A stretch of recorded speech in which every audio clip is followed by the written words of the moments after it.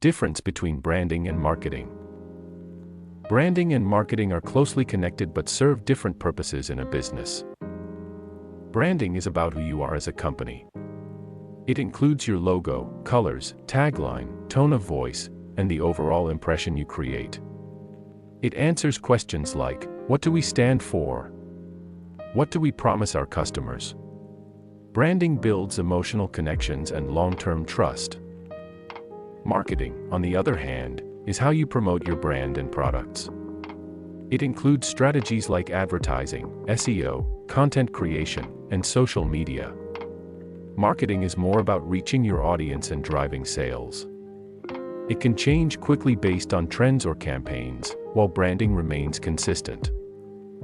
In summary, you can think of branding as the foundation and marketing as the tools used to grow.